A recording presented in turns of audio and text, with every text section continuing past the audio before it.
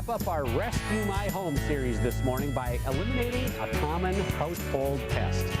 This time of year, you're bound to notice a little extra activity from the mice population, but don't fear, help is on the way. Scott Dorn from Rainbow Pest Experts is here with some simple solutions. Scott, thank you so much for joining us this morning. And you know, we've got to start off by saying it doesn't matter whether you're rich or poor, mice don't care. Mansion or shack, they're going to come in the fall. That's true. They do not discriminate against any homes. I mean, they're going to get in whether you're rich or poor. Brand new home, old home, doesn't matter. They're just looking for somewhere to get warm, and you really can't blame them. Yep, they're trying to survive. You brought with you some fun facts about mice, and if you're not paying attention, this should probably make you perk your ears up a little bit. First and foremost, they reproduce. A female mouse is capable of having a new litter of 4 to 6 every month, and it only takes about 20 days for those new babies to start reproducing as well. So in a matter of a month, you could have from 4 to 40 mice. Right. Well, they say six mice can become 36 mice in 6 months. So that's not good. Like they say, you see one, there's 40. And this is kind of gross.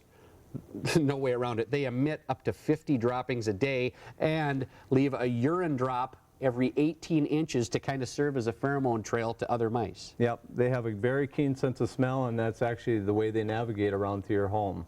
And this is scary. They can fit through a hole slightly larger than a pencil. So that means, I mean, if you've got the smallest crack in your foundation under a door, I mean, they're coming in. It doesn't take much for them to get in. Like I said, you can stick a pencil in the hole, they can get in.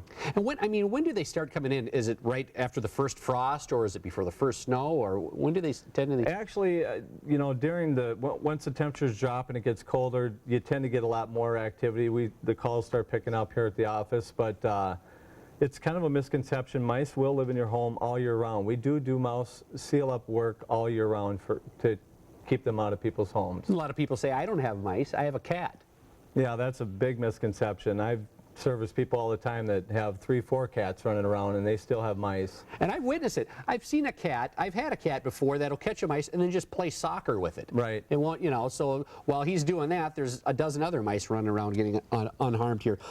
Mice do not eat bait and become thirsty and head outside to go drink water. That's a misnomer. No, that is a very big misconception that's been kind of a wives' tale that's been passed down through the ages. I get asked that all the time. Are they going to eat the bait, then get thirsty and want to go outside? But that's not true. Okay.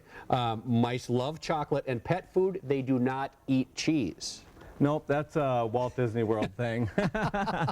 They do have a high affinity to chocolate and nuts, and of course everybody knows they love peanut butter. Okay, we've got some video to talk about here. Let's take a look at that. And also sound devices don't work. You hear people that you could have that high-pitched sound to keep mice away, but that doesn't work as well either. Nope, I see those in homes that I'm getting mice out of their house all the time. What are we looking at here, Scott?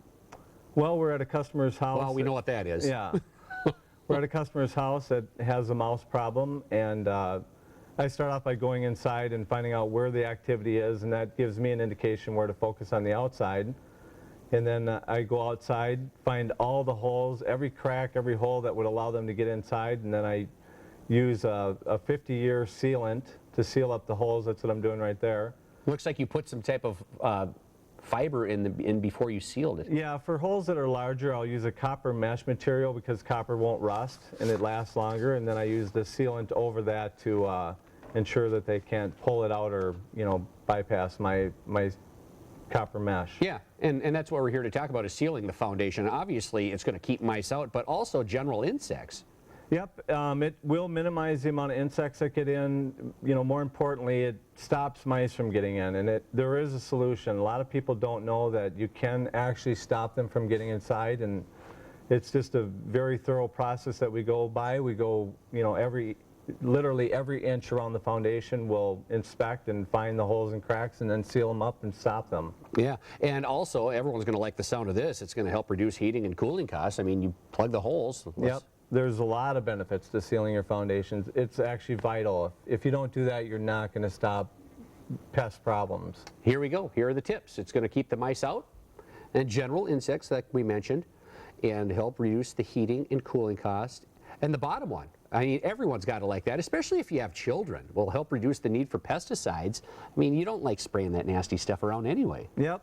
Sealing the foundation has so many benefits. You know, if you can manually keep them out, it will reduce the need for pesticides. Good stuff. Thank you so much for joining us. All right. Pleasure being You on. are a hero to everyone this part of the country because fall means mice coming in. For more information on Rainbow Pest Experts, just call 952-252-0585 or log on to rainbowpestexperts.com.